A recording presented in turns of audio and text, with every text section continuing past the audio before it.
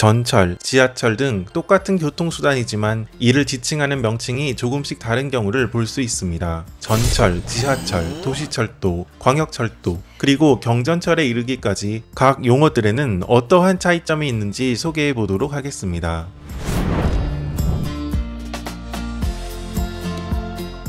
1974년 서울 1호선이 개통하였을 당시 개통 기사를 살펴보면 서울 지하철과 수도권 전철을 구분하여 안내하고 있는 것을 볼 수 있습니다.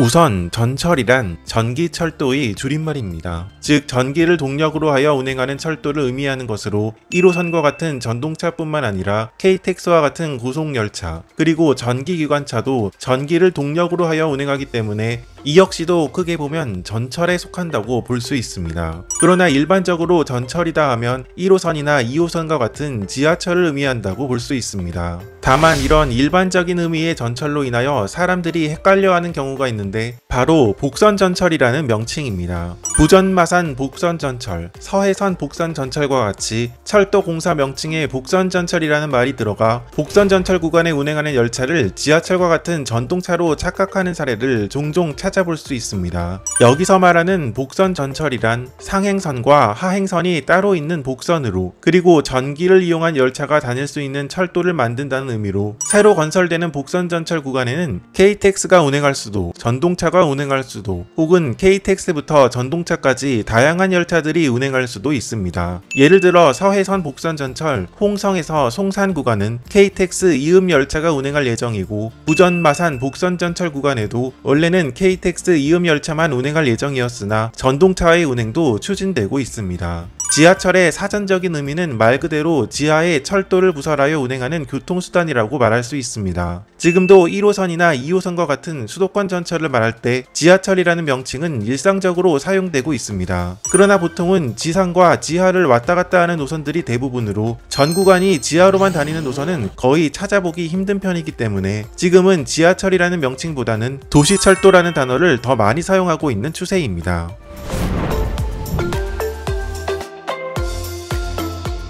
도시철도는 한 도시 내부 혹은 광역권 내부의 교통을 담당하는 철도를 의미하며 주로 도시 내부의 원활한 교통을 위해 만들어지는 철도 노선을 의미합니다. 도시철도라는 명칭은 각 철도 운영기관의 이름에서도 쉽게 찾아볼 수 있습니다. 처음 도시철도라는 이름을 사용한 곳은 5호선에서부터 8호선까지를 운영하던 서울도시철도공사였으며 그 이후 서울지하철공사나 인천지하철공사, 대구지하철공사 역시 각각 사명을 변경한 상태로 더 이상 철도 운영기관의 명칭에서 지하철이라는 단어는 찾아볼 수 없는 상태입니다. 도시철도보다 조금 더 넓은 의미로 사용되고 있는 명칭으로는 광역철도가 있습니다. 대도시권 광역교통관리에 관한 특별법에서는 광역철도 요건으로 다음과 같이 설명하고 있습니다. 즉, 둘 이상의 시, 도에 걸쳐 운행되는 철도를 의미하며 국토부 장관이 지정, 고시한 철도를 의미합니다. 광역철도로 지정된 노선들은 경의중앙선과 같이 기존의 철도 노선을 개량한 사례도 있지만 최근에 개통한 5호선 하남선처럼 기존 도시철도 노선을 연장하는 사례까지 그 종류가 다양한 편입니다. 사실 그렇지만 일상생활에서는 도시철도와 광역철도를 구분하여 타는 사례는 극히 드문 편으로 몇 호선 전철, 지하철 이렇게 부르는 것이 일반적입니다. 사실 도시철도와 광역철도를 구분하여 놓은 이유는 각 철도의 종류별로 투자비 분담 비율이 달라지기 때문입니다.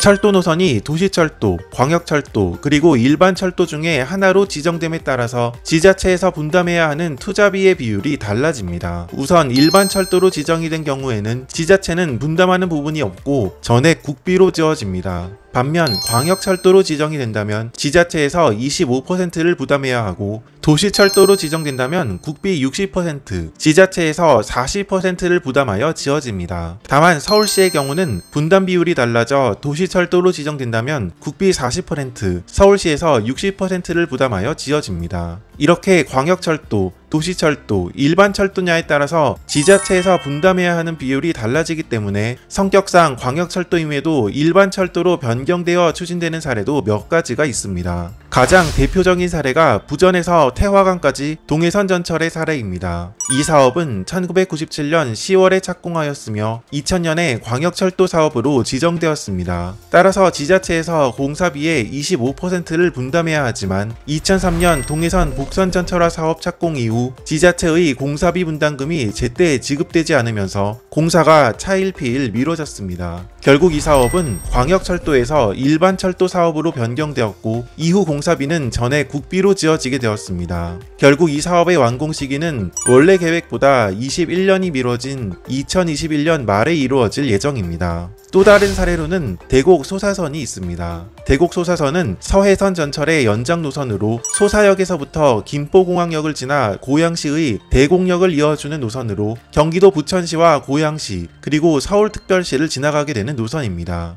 이 사업은 원래 기획재정부에서 지자체가 공사비의 25%를 분담하는 광역철도로 지정을 하려 했었습니다. 그러나 경기도에서는 이 노선이 서해축, 여객, 화물수송 등 간선 기능을 수행하고 있다는 점을 강조하여 일반철도로의 전환을 요구했습니다. 이후 이 사업은 일반철도로 전환하되 공사비의 10%를 지자체에서 분담하는 절충안이 마련되었고 서울시와 경기도도 이에 합의하여 일반철도로 전환된 사례입니다. 즉 일반철도임에도 불구하고 지자체가 공사비의 일부를 부담하는 특이한 사례가 되었습니다. 서해선의 연장선인 대곡 소사선은 원래 올해 개통 예정이었으나 2023년으로 개통이 미뤄진 상태이며 이 중에서 원종역까지는 내년에 조기 개통을 하는 방안이 현재 추진 중에 있습니다. 반면 특이하게 국비 지원 없이 김포시와 LH가 공사비를 분담하여 만들어진 김포도시철도의 사례도 있습니다. 다만 이 노선은 중간에 9호선 연장에서 다시 지하 경전철로 여러 번 사업 방향이 바뀌었으며 최종적으로는 공사비를 절약하기 위해 두량 경전철로 지어지면서 출퇴근 시간 상당한 혼잡을 보이는 노선이 되었습니다.